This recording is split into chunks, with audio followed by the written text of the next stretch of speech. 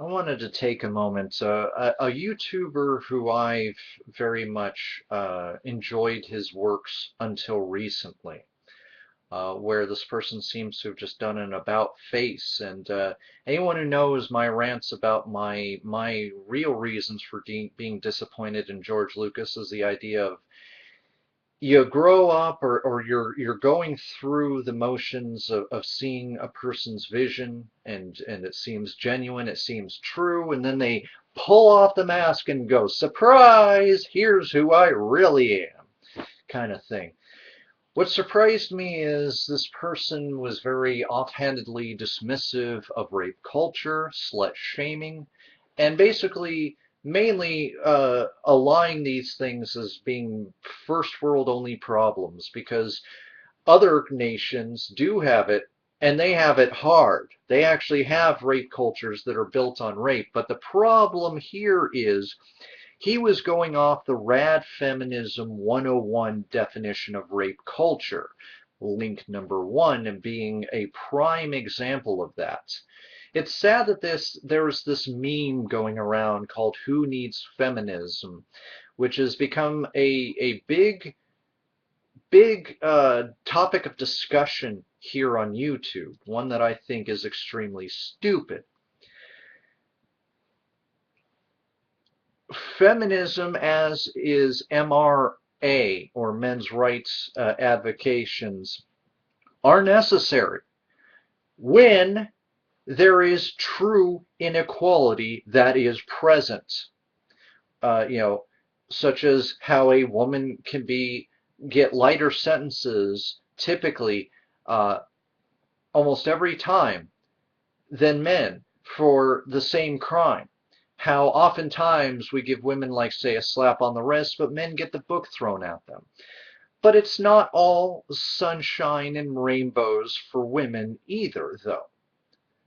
And that's always kind of been my point. But yeah, if you look at a lot of the rad femmes ideas of what rape culture is, it's this image of this girl who really just bothers me. I've hated this saying. This is a saying that I hope dies a well-deserved death. Her sign just simply reads, I need feminism because society teaches us don't get raped rather than don't rape. And I'm with the unnamed YouTuber that this is the most ridiculous thing that I have ever heard. I don't, I serious, no, I'm serious. Who goes around being like, hey kids, I got a new idea for you. It's called rape.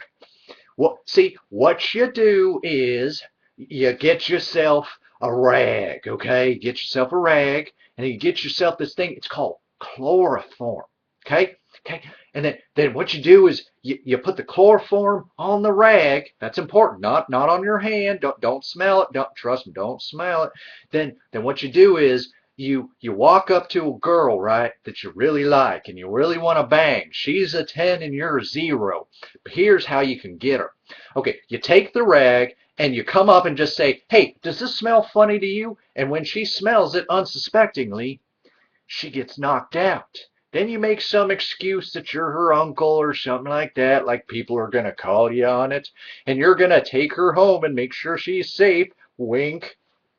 And when you get her to your place, you can do whatever you want for hours and hours. But let me recommend this. Make sure you got yourself some lube, because I tell you, some of them unconscious girls, their cooters get drier than sandpaper. And I don't know about you, but I don't want to put sandpaper on my junk. You know what I mean? But oh wait, but if that doesn't work, then tell her, hey, look over there. That Edward from the Twilights is walking into the bar. I'm totally serious. I might even try to get his autograph. As soon as her head turns, drop in a little thing. It's called the roofies. And you let it get nice and fizzy. Be like, no, you just missed him, girl. Keep looking over there. No, it's okay, it's okay. And then when she drinks it, it even lasts, I believe, longer than the chloroform.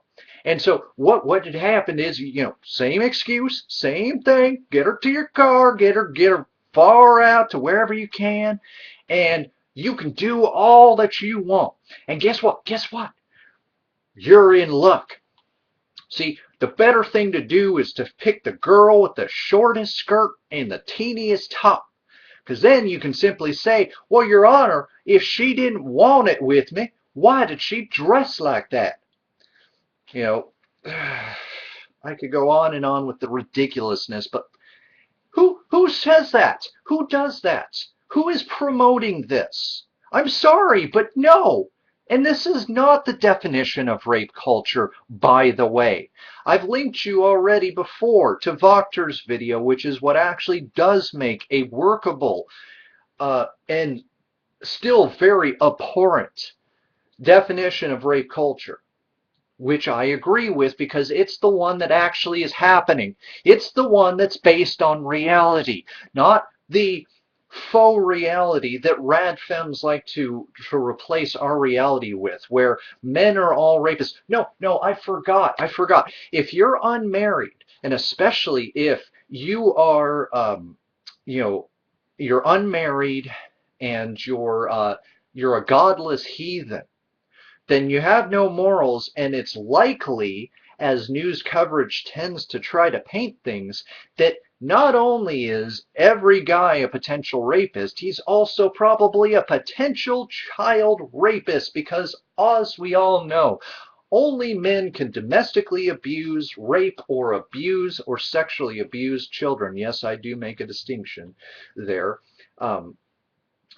Because that's how that works. We're scum. They're these shining pillars of behavior and biology. They're always in balance, and we're the ones mucking it up with our chaos and our penises, our phallic symbols of oppression.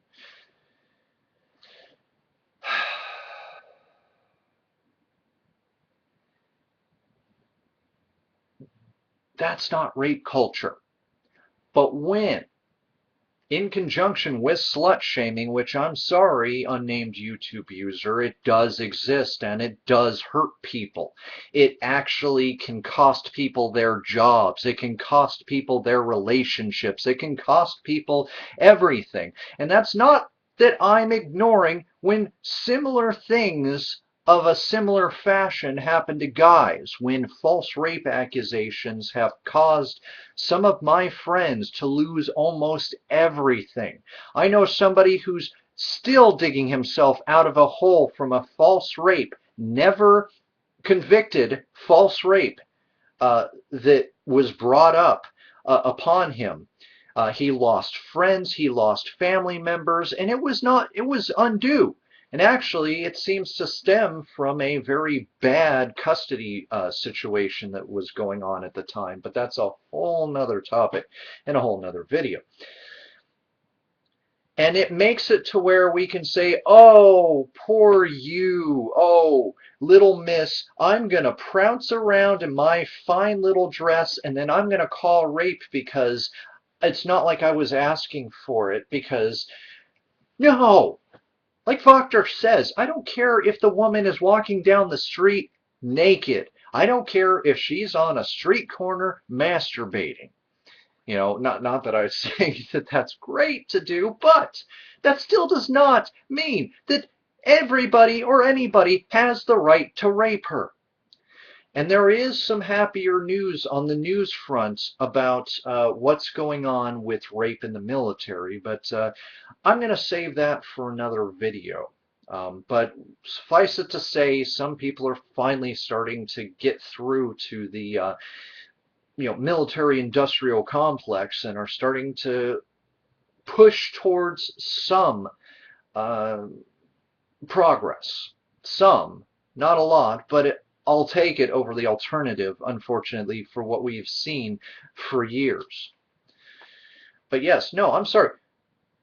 People are right that type of rape culture does not exist. Nobody goes around promoting rape and saying rape is great. And even when it's been in fiction, no matter how badly portrayed, and yes, it is badly portrayed, I've never seen these people as heroes. I've never seen them as people to emulate. It's always been understood, at least with most of my generation, that rape wasn't cool.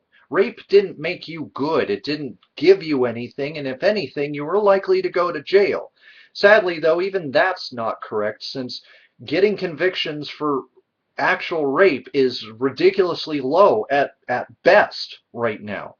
And it's a mess. It's an absolute, cluster mess. Because we do have to address the false rape, and we have to fix the ways that that stuff happens and minimize the damage that it does. But we do need to take these sorts of allegations at times as well seriously, and women need to, and men, remember, men get raped too, need to have justice, for gosh sakes. I don't get how this is such a hard concept. Oh, but again, this YouTuber kind of tended to use the old, well, if you don't care about X country's problems, then you don't really care about this problem, which is a non-argument.